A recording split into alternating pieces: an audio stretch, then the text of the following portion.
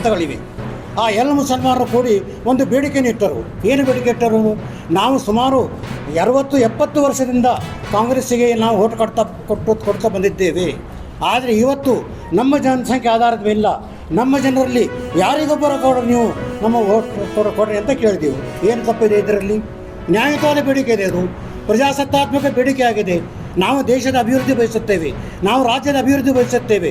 ಆದ್ದರಿಂದ ಈ ಬೇಡಿಕೆ ಇಟ್ಟಾಗ ಇದನ್ನು ತಿರಸ್ಕರಿಸಲಾಯಿತು. ಈ ನ್ಯಾಯದ ಬೇಡಿಕೆ ತಿರಸ್ಕರಿಸಿ ಕೌಟುಂಬಿಕ ರಾಜಕಾರಣಿ ಮಾಡಲಾಯಿತು. ತಾವೆಲ್ಲರೂ ನೀವು ನೋಡ್ತಾ ಇದ್ದೀರಿ, ಶಾಮನೂರು ಶಂಕರ್ ಸಾಬ್ರಾಯರು MLA ಆಗಿ ಶಾಸಕರಾಗಿದ್ದರು, ಮಂತ್ರಿಯಾಗಿದ್ದರು.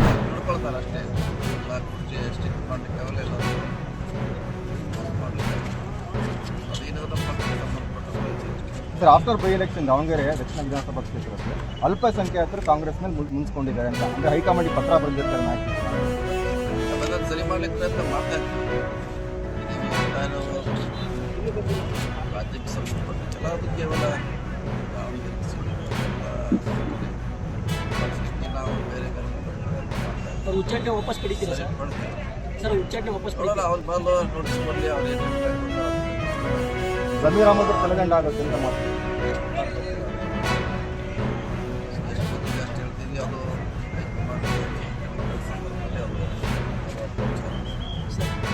ಸರ್ ನಾಗನಗೌಡ ಕಂದುಕೂರು ಪತ್ರ ಬರೆದಿದ್ದಾರೆ ಸರ್ CMಗೆ. ನಿನ್ನೆ 6 ಜನ ಸತ್ಯಕ್ಕೆ ಪರಿಹಾರ ಕೊಟ್ಟಿದ್ದಾರೆ CM ಔಟ್ ಕ್ಷೇತ್ರ ಆಗಿದ್ದಕ್ಕೆ. ಆದರೆ ಯಾದಗಿರಿಯಲ್ಲಿ 4 ಜನ ಕೃಷಿ ಹೊಂಡ ಬಿಡಿಸೋದು ಅವ್ರಿಗೆ ಯಾವುದು ಪರಿಹಾರ ಕೊಟ್ಟಿಲ್ಲ, ತಾರತಮ್ಯ ಮಾಡ್ತಾ ಇದ್ದಾರೆ ಪರಿಹಾರ ಕೊಡೋದು. CM ಅವರು ಅದ್ರ ಕೊಡ್ತಾರೆ, ಯಾವುದು ಘಟನೆ ಆಗಿ ಗೊತ್ತಿಲ್ಲ. ಕೊಟ್ಟು ಅಲ್ಲಿ ಕೊಡ್ಲಿಕ್ಕೆ ಪ್ರಯತ್ನ ಮಾಡೋಣ. CM ಅವ್ರ ಗಮನ ತರೋ ಪ್ರಯತ್ನ ಮಾಡಲಿಲ್ಲ ವಿಚಾರ. ಶಾಸಕರು ಮಂತ್ರಿ ಆಗಲಿಕ್ಕೆ ನಮ್ಮ ಪಕ್ಕದಲ್ಲಿದ್ದಾರೆ ಸರ್ ಸೀನಿಯರ್. ಹಾಗೆ ಆಗ್ತಾರೆ, ತೊಳೆದಿತ್ತು ಅದರಲ್ಲಿ ಸ್ವಲ್ಪ ಮಾಡ್ತಾರೆ, ಎಲ್ಲ ಮಿಕ್ಸ್ ಮಾಡ್ತಾರೆ. ರಿಷಫಲ್ ಅಂತೂ ಅದ್ರ ಪಕ್ಕ ಸರ್ ಆಗಿದ್ರೆ ಅಲ್ಲಿ ಪರ್ಮಿಷನ್ ಕೊಡಬೇಕಲ್ಲ, ಹೈಕಮಾಂಡ್ ಕೊಟ್ಟರೆ ಮಾಡ್ತಾರೆ. ಅವಾಗ ನೀವು ಹೇಳ್ದಂಗೆ